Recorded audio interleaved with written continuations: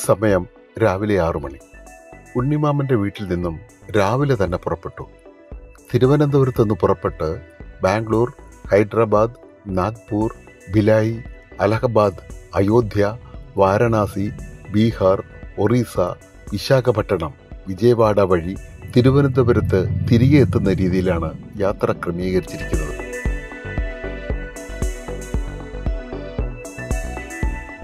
ഇവിടെ നിന്നും 9 മണിക്കൂർ 52 മിനിറ്റാണ് ഗൂഗിൾ പറയുന്നത്.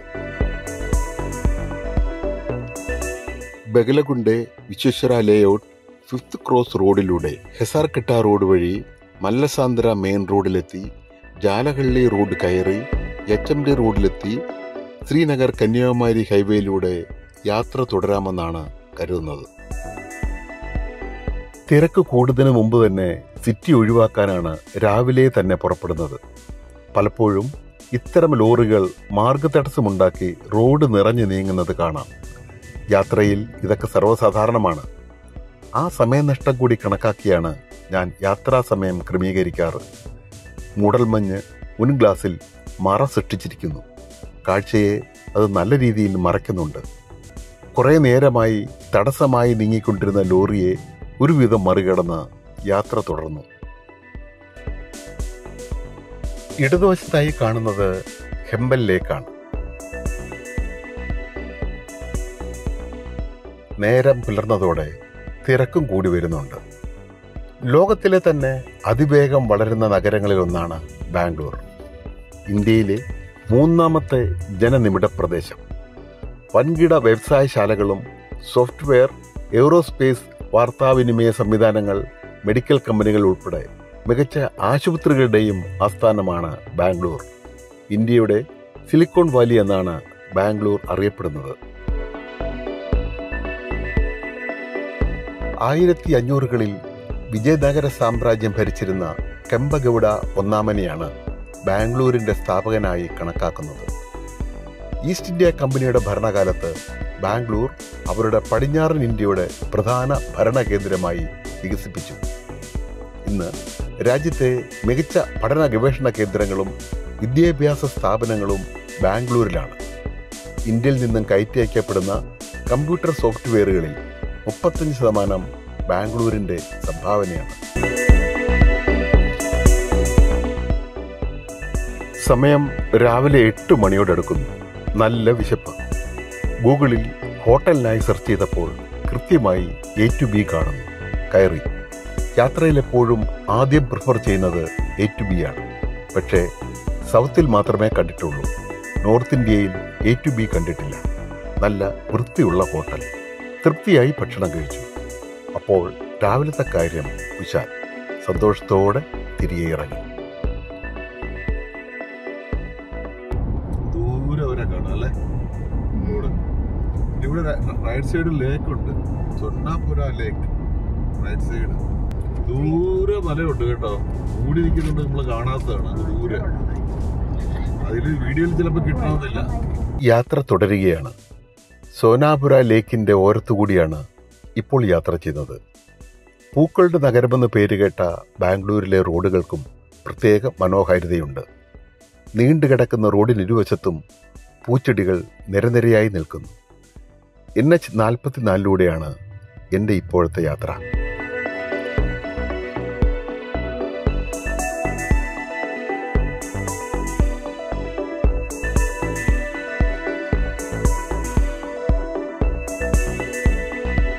ആന്ധ്രയിലെ കർണൂളിൽ അവിടെ ജോലി ചെയ്തുകൊണ്ടിരുന്ന സമയത്താണ് തിരുവനന്തപുരത്ത് ജോലി കിട്ടുന്നത്. ജോലി കിട്ടപ്പോഴത്തെ ഞാനും അച്ഛനും കൂടെ അവിടുന്ന് സർട്ടിഫിക്കറ്റും എല്ലാം മേടിച്ചോണ്ട്, ആന്ധ്ര സർട്ടിഫിക്കറ്റ് ഒക്കെ മേടിച്ചോണ്ട് ഇതേ റൂട്ടിലാണ് ഞങ്ങൾ വന്നത്. ഇതേ റൂട്ടില് ഇങ്ങോട്ട് ബാംഗ്ലൂര് വന്നു. ബാംഗ്ലൂരിൽ നിന്ന് വേറെ ബസ് കയറി നാട്ടിലോട്ട് വന്നു. ഫുൾ ബസ്സിലായിരുന്നു. കർണൂളിൽ നിന്ന് ബസ് കയറി ബാംഗ്ലൂർ വന്നു. ബാംഗ്ലൂർ അന്ന് പെട്ടെന്ന് ട്രെയിനൊക്കെ കിട്ടാനൊക്കെ വലിയ അന്ന് ഇതുപോലെ ഡബിൾ ലൈനും ഒന്നുമല്ല, സിംഗിൾ ലൈൻ, ഒരൊറ്റ റോഡ്, ഒറ്റ വരി. ആന്ധ്രാപ്രദേശിലെ കർണൂൾ എന്ന സ്ഥലത്തുകൂടിയാണ് ഇപ്പോഴത്തെ എൻ്റെ യാത്ര. കർണൂൾ ബൈപ്പാസിലൂടെ ഹൈദരാബാദ് ലക്ഷ്യമാക്കി നീങ്ങിക്കൊണ്ടിരിക്കുന്നു. ഭക്ഷണം കഴിക്കണം. 1 മണിയാവാറായി. നല്ല ഹോട്ടൽ നോക്കി കണ്ടെത്താനുള്ള ശ്രമത്തിലാണ് ഞങ്ങൾ. ഞാൻ പണ്ട് ജോലി ചെയ്തിരുന്ന സ്ഥലമാണ് കർണൂൽ.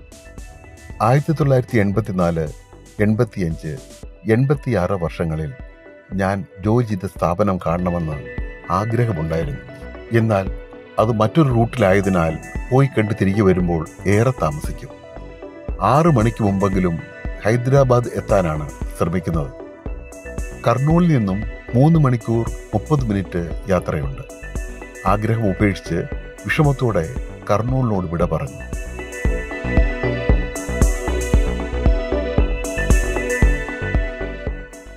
ടാറിങ് കഴിഞ്ഞേ ഉള്ളൂ, അധികമായിട്ടില്ല. അത് കാരണം ഒരു നല്ല രസമുണ്ട്. ബ്ലാക്ക് ലോറിക്കാരൻ ഇടത്തോട്ടോ ഒന്ന് വലത്തോട്ടോ മാറിയിരുന്നെങ്കിൽ നമുക്ക് പോകാം. പപ്പു പറഞ്ഞ പോലെ ലേശ ഇടത്തോട്ടോ വലത്തോട്ടോ. പ്രധാന റോഡിലൂടെ വാഹനം വരുന്നത് കണ്ടാലും ഹൈവേയിലേക്ക് ഇട റോഡിൽ നിന്ന് കയറുന്ന വാഹനങ്ങൾ ഒരു ഭീഷണിയാണ്. പ്രധാന റോഡിലൂടെ പോകുന്ന വാഹനങ്ങൾക്കാണ് പ്രിഫറൻസ് കൊടുക്കേണ്ടത്. 2 വശങ്ങളിൽ നോക്കി വാഹനമൊന്നും വരുന്നില്ല എന്ന് ഉറപ്പിച്ചു വേണം പ്രധാന റോഡിലേക്ക് കടക്കാൻ. എല്ലാം അറിയാമെങ്കിലും പാലിക്കുന്ന കാര്യത്തിൽ എത്രത്തോളം നമ്മൾ ശ്രദ്ധിക്കുന്നുണ്ടെന്ന് സ്വയം പരിശോധിക്കേണ്ടതായുണ്ട്.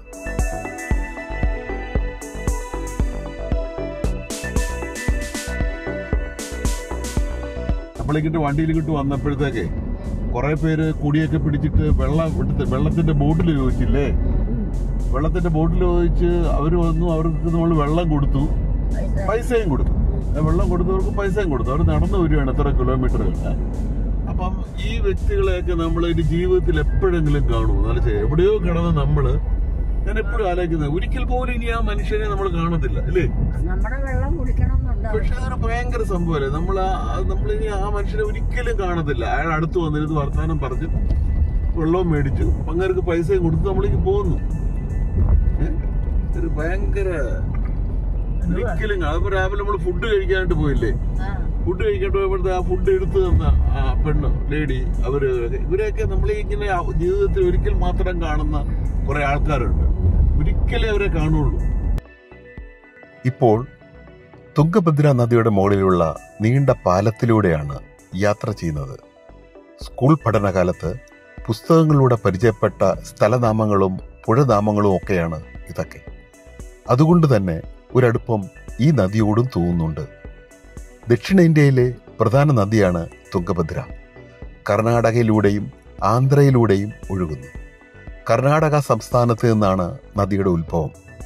പശ്ചിമഘട്ട ചെരുവിലൂടെ ഒഴുകിയെത്തുന്ന തുംഗ, ഭദ്ര എന്നീ നദി സംയോജിച്ചാണ് തുംഗഭദ്രയാവുന്നത്.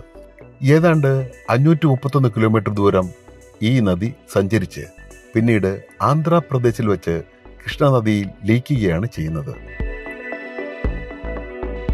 ഹൈദരാബാദിലെ നമ്മൾ താമസിക്കുന്ന സ്ഥലത്തില് 4:30 എത്തുമെന്നാണ് ഗൂഗിള് പറയുന്നത്. 4:30 എത്തത്തില്ല. കാര്യം എന്താ വെച്ചാൽ നമ്മളെ ഫുഡ് കഴിക്കാനായിട്ട് 1 മണിക്കൂർ സ്പെൻഡ് ചെയ്യും. 6 മണിന്ന് കണക്കാക്കിയ 6 മണി കണക്കാക്കി താമസ സ്ഥലത്ത് വൈകുന്നേരം 6 മണിയാകുമ്പോഴേ കൂടുതൽ കണക്കാക്കിയ. ചിലപ്പോൾ ട്രാഫിക് ഒക്കെ ആയിരിക്കും. വൈകുന്നേര സമയമല്ലേ, എനിക്കത് ഭയങ്കര ട്രാഫിക് ആയിരിക്കും. ഇത് കാണിക്കുന്നത് 4:48, 5:58, 6 ഇതാണ്. ഇതൊക്കെ ഞാൻ പറയാം. ഫുഡ് ലെഫ്റ്റ് സൈഡിൽ വണ്ടിയൊക്കെ ഉണ്ടോ? അതാണ് ആ ഫുഡ്. വീട്ടുകാർ കൊണ്ടുവന്നിട്ട് വീട്ടിൽ പ്രിപ്പയർ ചെയ്തിട്ട് കൊണ്ടുവന്നിട്ട് ഇവിടെ ഇങ്ങനെ വിൽക്കുന്നത്. നല്ല ഫുഡായിരിക്കും. നല്ലൊരു ഹോട്ടൽ നോക്കി ഭക്ഷണം ഇതുവരെ കഴിച്ചിട്ടില്ല. യാത്രയിൽ പലപ്പോഴും ഇത് സംഭവിക്കാറുണ്ട്, പ്രത്യേകിച്ചും നോർത്ത് ഇന്ത്യയിലൂടെ യാത്ര ചെയ്യുമ്പോൾ. ഇതുണ്ട് വണ്ടിയുടെ മേളിൽ ആൾക്കാരിരിക്കുന്നത്, താഴെ ആട്. അതിനകത്ത് ആടും കുടുംബവും ഫാമിലിയാണ് കേട്ടോ.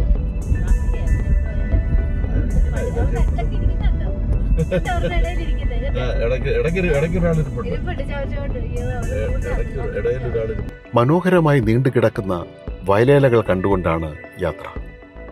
നെല്ലും ഗോതമ്പും മറ്റു പച്ചക്കറികളും ഇടകലർത്തിയാണ് കൃഷി ചെയ്തിരിക്കുന്നത്. മനസ്സിനും കാഴ്ചയ്ക്കും ഒരു വിരുന്നാണ് ഇത്തരം കാഴ്ചകൾ. എല്ലാം മിക്സ് ചെയ്തിട്ട് അവർ ഇട്ടേക്കുന്നത്. അവിടെ സൂര്യകാന്തി കണ്ടായിരുന്നു തൊട്ടപ്പുറത്ത്. അപ്പുറത്ത് കേട്ടോ ചെറിയ സൺഫ്ലവറിന്റെ അതിനുള്ള ചെറിയൊരു പൂവായി വരുന്നേ ഉള്ളൂ. ഇത് ചോളമാ പക്ഷെ ചെറിയ പൂക്കൾ കണ്ടില്ലേ നമ്മള് നേരത്തെ? അത് കടുകാണ്. കടുക്, ചോളം, കാബേജ്. വലിയൊരു വരുമാനം അല്ലേ? ആഞ്ജനേയ സ്വാമി ക്ഷേത്രം അല്ലേ?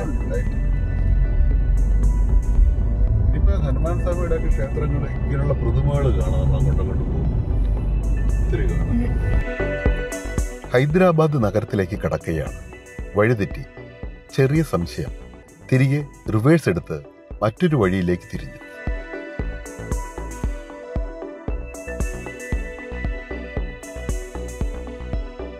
ടോൾ കൊടുത്ത് യാത്ര തുടർന്നു. വീണ്ടും വലത്തോട്ട് തിരിയാൻ ഗൂഗിൾ ആവശ്യപ്പെട്ടു. വീണ്ടും വലത്തോട്ട്. പഴയ റോഡിലേക്ക് തന്നെ തിരികെ എത്തുകയായിരുന്നു. വീണ്ടും ടോൾ കൊടുത്ത് തിരികെ യാത്ര തുടർന്നു. ചിലപ്പോൾ അങ്ങനെയാണ്, തെറ്റും. ചിലപ്പോൾ നമ്മൾക്ക്, അല്ലെങ്കിൽ ഗൂഗിളിന്. ഏതായാലും നേർവഴിയിൽ തന്നെ എത്തി. നമ്മൾക്ക് സുപരിചിതമല്ലാതിരുന്ന പനമരങ്ങൾ ഇന്ന് നഗരങ്ങളിൽ സർവ്വസാധാരണ കാഴ്ചയാണ്. ഗൾഫ് രാജ്യങ്ങളുടെ സ്വാധീനം മറ്റു പലതിലുമെന്ന പോലെ നഗര സൗന്ദര്യവൽക്കരണത്തിലും സംഭവിച്ചിരിക്കുന്നു. ഇത് ഇവിടെ നട്ടിട്ട് ഇവിടെ കൊണ്ടുവന്ന് നടുന്നതാ. അല്ല, ഇവിടെ ഇവിടുന്ന് കിളിപ്പിച്ചെടുത്തായിരിക്കത്തില്ലേ ഇപ്പൊ അങ്ങനെ ചെയ്യുന്നത്. ഇത് അവിടുന്ന് പിഴുതു കൊണ്ടുവന്നിട്ടേ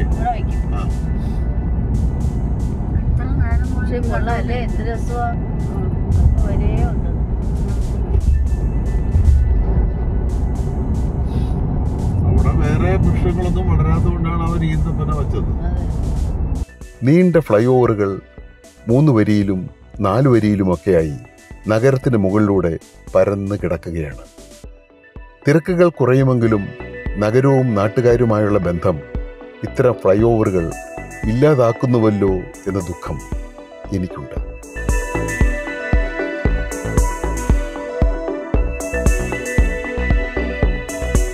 ഹൈദരാബാദ് നഗരക്കാഴ്ചകൾ കണ്ട് യാത്ര തുടർന്നു. കിലോമീറ്ററുകൾ നീളുന്ന ഫ്ലൈ ഓവറുകൾ, പുതിയ പുതിയ കെട്ടിടങ്ങൾ, വ്യവസായശാലകൾ. സൂര്യൻ അസ്തമിക്കാറായി. വിചാരിച്ചതുപോലെ 6 മണിക്ക് തന്നെ ഹൈദരാബാദിലെത്തി. നഗരമുകളിലൂടെ കെട്ടിടങ്ങളുടെ നീണ്ട നിര കണ്ട് യാത്ര തുടരുകയാണ്. ഹൈദരാബാദിലെ മലക്പട്ട് എന്ന സ്ഥലത്തുകൂടിയാണ് യാത്ര. 4-5 കൊല്ലം മുമ്പ് ഇതുപോലൊരു യാത്രയിൽ ഞാൻ ഇവിടെ വന്നിരുന്നു. ഇവിടെയായിരുന്നു സ്റ്റേ ചെയ്തത്. അന്ന് മെട്രോ റെയിൽ വന്നിരുന്നില്ല. ഇപ്പോൾ എൻ്റെ വലതുവശത്തായി നീണ്ടുകിടക്കുന്നത് മലക്പെട്ടിലൂടെ കടന്നു പോകുന്ന മെട്രോ റെയിൽ പാതയാണ്. അടുത്ത ദിവസം രാവിലെ എന്തെങ്കിലും കഴിക്കണം. രാത്രിയിലത്തെ ഭക്ഷണം ശരിയായില്ല. അമ്മയ്ക്ക് അടുത്തുള്ള ഏതെങ്കിലും ഒരു ക്ഷേത്രത്തിൽ പോകണം. രാവിലെ 8 മണി ആയതല്ലേ ഉള്ളൂ. അത് കാരണം തിരക്ക് കൂടി വരുന്നതേ ഉള്ളൂ. നമുക്ക് രാവിലെ ഇഡ്ഡലി എന്തെങ്കിലും കഴിച്ചിട്ട് ചായ കുടിച്ചിട്ട് നമുക്ക് പോവാം കേട്ടാ. ഓട്ടോയിലാണ് യാത്ര. ട്രാഫിക്കിനിടയിൽ കാർ പാർക്ക് ചെയ്യലും സ്ഥലങ്ങൾ കണ്ടുപിടിക്കലും കുറച്ച് ബുദ്ധിമുട്ടാണ്. അതുകൊണ്ടാണ് ലോക്കൽ യാത്രാ സംവിധാനം തിരഞ്ഞെടുത്തത്. യാത്രയിൽ കണ്ട ചെറിയൊരു ക്ഷേത്രമാണ്. അമ്മയ്ക്ക് അവിടെ കയറണം. ശിവക്ഷേത്രമാണ്. അവിടുത്തെ ദർശനം കഴിഞ്ഞ് ചെറു ചായയും കുടിച്ച് അടുത്തൊരു ക്ഷേത്രത്തിലെത്തി. ഒരു ആശ്രമം പോലെ തോന്നിച്ചു. അവിടുത്തെ ഗോശാലയിൽ പശുവിനെ കറക്കുന്നു. കുഞ്ഞിനാളിലെ എൻ്റെ ഓർമ്മകളിലേക്ക് ആ ദൃശ്യം എന്നെ കൂട്ടിക്കൊണ്ടുപോയി. കച്ചിയുടെ തുറു. ആ ക്ഷേത്രത്തിലെ എല്ലാ കാര്യങ്ങൾക്കും ഗോശാലയിലെ പശുവിൻ്റെ പാൽ മാത്രമാണ് ഉപയോഗിക്കുന്നതെന്നറിഞ്ഞു. ശേഷം ഭക്ഷണം കഴിക്കുവാനായി ഹൽദിറാം റെസ്റ്റോറൻറ്റിൽ കയറി. രാജ്യത്തിൻ്റെ പല ഭാഗത്തും വിദേശത്തും റെസ്റ്റോറൻ്റ് ശൃംഖല ഹൽദിറാമിനുണ്ട്. നല്ല വൃത്തിയായാണ് ഭക്ഷണം പാചകം ചെയ്യുന്നതും വിതരണം ചെയ്യുന്നതും. അവിടെ നിന്നും ഇറങ്ങി ഞങ്ങൾ യാത്ര തുടർന്നു.